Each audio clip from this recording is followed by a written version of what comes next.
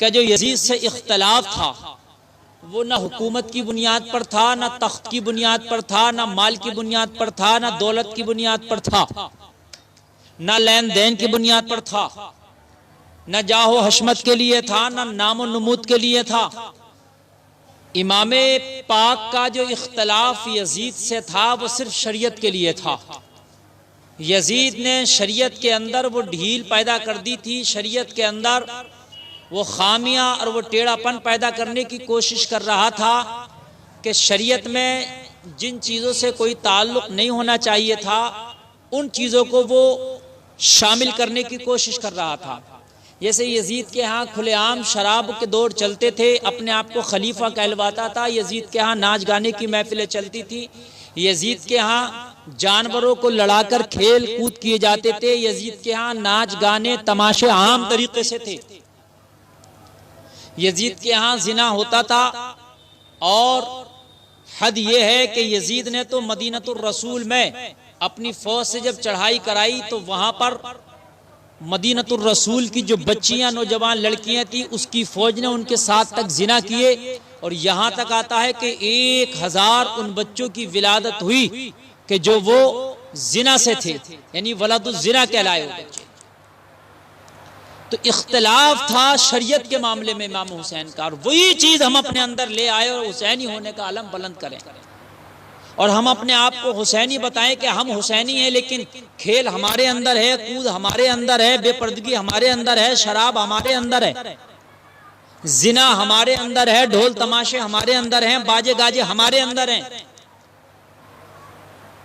بے پردہ لڑکیوں کو گھمانا ہمارے اندر ہے، تعزیے کے نام پہ لڑکوں اور لڑکوں کا ایک دوسرے کو بے پردہ دیکھنا، ایک دوسرے کی ملاقاتیں ہونا، یہ ہمارے اندر ہے۔ تو آپ مجھے بتائیے پھر امام حسین نے کیوں کربلا میں اپنا سر کٹا دیا تھا؟ امام حسین کو کیا ضرورت پڑی تھی کہ یزید کی مخالفت کرنے لگ گئے تھے؟ کوئی مینڈ کا جھگڑا نہیں تھا امام حسین کا کہ امام حسین کا کھیت یزید کے کھیت میں برابر میں آ گیا تھا، یزید نے مینڈ کاٹ لی تو جھگڑا مینڈ کا ہو گیا۔ امام پاک مدینۃ الرسول میں رہتے تھے، یہ شام میں رہتا تھا۔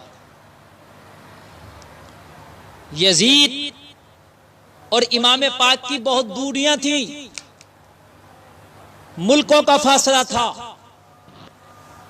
لیکن معاملہ زمین جائیداد کا نہیں تھا، پراپرٹی اور مینڈ کا نہیں تھا۔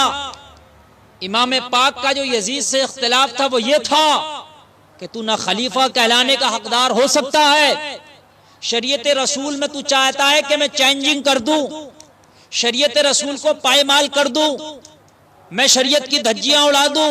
یزید کان کھول کے سن، جب تک نبی کا نواسا حسین اس زمین پہ زندہ ہے جب تک یہ کام نہیں ہونے دیا جائے گا، اور حسین پاک نے یہ کام نہیں ہونے دیا۔ سر کٹائے، گردنیں کٹائیں، کنبہ دیا، قبیلہ دیا، خاندان دیا، حد یہ کہ خود اپنا سر دیا، اور سر دیتے ہوئے سجدے میں سر دے کے دکھایا اور زمانے کو بتا دیا، او خرافات کرنے والو، آنے والے زمانے میں حسین کے نام پہ خرافات نہ کرنا، اگر کرنا ہے تو حسین کے نام پہ نمازوں کی حفاظت کرنا۔ یہ چیز نہیں ہے۔ معاملہ تعزیے کا آتا ہے، کتنی مرتبہ ہم نے اپنی تقریروں میں سمجھایا، میرے عزیز میری کسی سے دشمنی نہیں ہے۔ کچھ لوگ ہیں عجیب سے مجھ سے دشمنی رکھنے لگے کہ مفتی گلفام یہ تعزیے کی مخالفت کرتا ہے۔ میرے عزیز اللہ گواہ ہے، اہل بیت سے جو میری محبت ہے، میں کئی بار یہ کہہ چکا ہوں، اگر دنیا میں کتنا بھی کوئی محبت کرنے والا اہل بیت سے آ جائے میرے سامنے اور مجھ سے کہے کہ میری محبت سے اپنی محبت چینج کر لے تو خدا کی قسم نہ کروں گا، اس لیے کہ میرا رب جانتا ہے مجھے کتنی محبت ہے۔ لیکن میرے عزیز امام پاک کے نام کو بدنام کرنے کی کوشش نہ کی جائے۔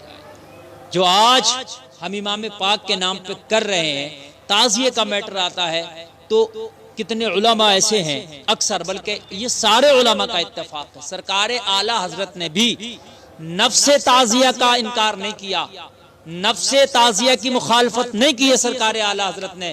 سرکار اعلی حضرت نے جو مخالفت کی ہے وہ مروجہ تعزیہ داری کی ہے، اور یہی سارے علماء کا کہنا ہے۔ نفس تعزیہ یعنی اگر صرف تعزیہ بنا کر جس میں امام پاک کے روزے کا نقشہ بنا ہو، جس میں کربلائے معلی کا نقشہ بنا ہو، وہ صرف تعزیہ بنا کے زیارت کی غرض سے رکھا جائے تو وہ تعزیہ جائز ہے۔ لیکن اب آپ یہ کہو کہ علماء اس خرافات کو بھی جائز قرار دے دیں، علماء ہمارے کھیل کود کو جائز قرار دے دیں، علماء ہمارے لہو و لعب کو جائز قرار دے دیں، ہماری ڈانس پارٹیوں کو، تاشوں کو، بے پردہ لڑکیوں کو نکلنے اور گھومنے کو جائز دے دیں، تو خدا کی قسم قیامت تو آ سکتی ہے مگر یہ ہرگز ہرگز نہیں ہو سکتا۔ کم سے کم مصطفیٰ کے غلام، حسین کے غلام ابھی زندہ ہے، ہرگز ہرگز نہیں ہونے دیں گے۔ یزید بھی تو یہی چاہتا تھا کہ حسین خاموش رہیں۔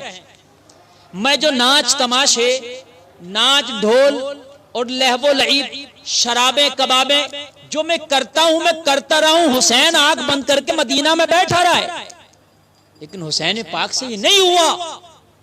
کل حسین نے مدینہ میں آنکھ بند کر کے نہیں بیٹھے، یزید جو کر رہا تھا حسین نے اس کو اسٹاپ کرایا، اس کو روکا، اس کے تمام خرافاتوں کو بند کرایا، مخالفت کی اس کے لیے اگرچہ اپنی جان کی قربانی دینا پڑا۔ وہی تو آج ہمارا کہنا ہے۔ اگر حسین کے نام پر یہ خرافاتیں ہوں گی تو خدا کی قسم ہم اپنی زبانیں بند نہیں رکھیں گے، جب تک دم میں دم ہے، جان میں جان ہے، بولتے رہیں گے۔ آپ امام پاک سے محبت رکھتے ہو، تعزیہ ہی بنانا ہے، بالکل بنائیے، لیکن جو بزرگوں سے ثابت ہے، جو تعزیہ کی اصل ہے۔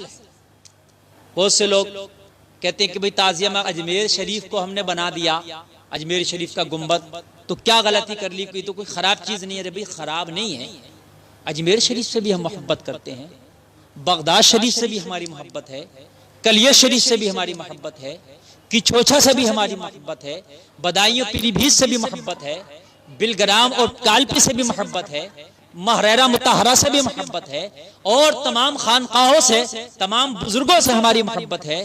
لیکن حقیقت یہ ہے کہ جب کسی گلاس میں شربت ہو تو شربت ہی ہونا چاہیے، اگر کسی میں دودھ ہو تو دودھ ہی ہونا چاہیے۔